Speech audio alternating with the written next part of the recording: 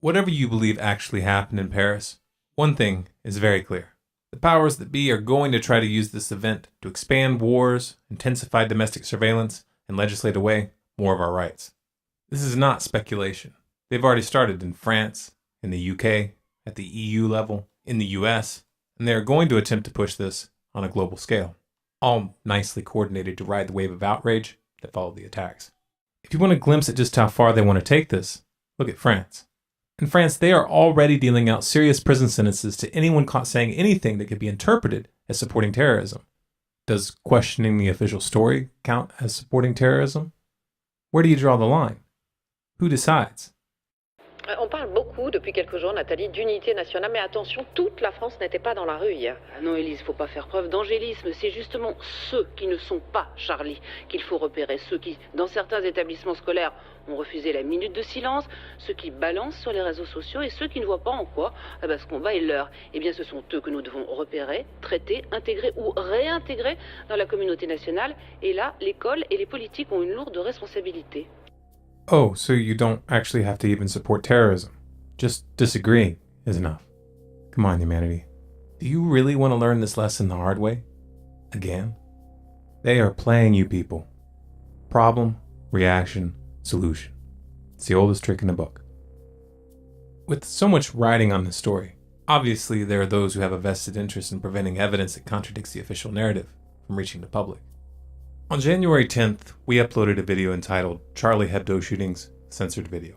Within 24 hours, it had over 1 million views. Then, the video was age restricted and removed from most listings, in spite of the fact that it depicted no blood, no gore, no graphic violence of any kind. It did, however, present evidence which challenges the official narrative of the event. In spite of being age restricted, the video continued to grow and added another 1 million views. We uploaded a French translation of the same video on January 12th. Within one day, the French version was taken down completely. Not age-restricted, not blocked in some countries, completely deleted from the site. Again, this video showed no blood or gore whatsoever. We proved this by zooming in and slowing down the footage. We're not going to show that footage again here. We're not going to give them any excuse to block this video. However, if you enter the following URL in your browser, you'll find a download link to the original files. Watch it and come to your own conclusions. Of course, there's much more at stake here than our little video, or even the Charlie Hebdo event itself. The internet as a whole poses a threat to the ruling class, because in its current form, ideas cannot be fully controlled.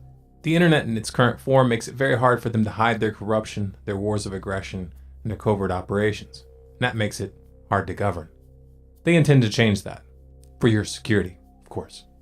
Funny, isn't it? 17 people get killed in France, supposedly over an issue of free speech, and the first thing that governments of the world want to do is use that event to take away free speech on the internet.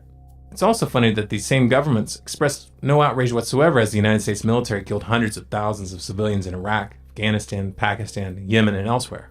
Apparently, it's not murder if you use a drone or a guided missile. Apparently, it's not terrorism if women and children are killed by soldiers and government bureaucrats. We have heard that 500,000 children have died.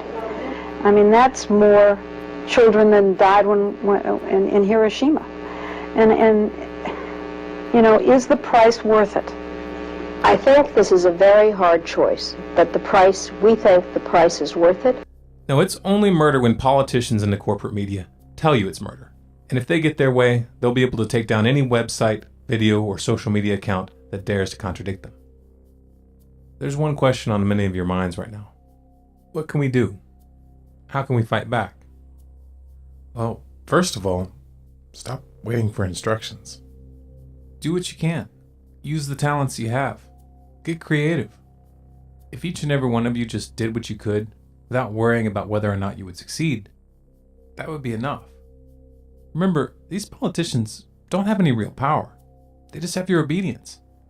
Even their enforcement arms, the police and the military, are really just structured obedience. Withdraw that obedience, and it's game over.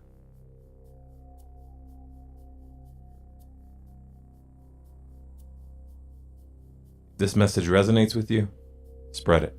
If you want more, subscribe to Storm Clouds Gathering on YouTube, or follow us on Facebook, Twitter, and Google+. If you have a topic request, post it in the comments. And for the full transcript and sources, visit our website at stormcloudsgathering.com.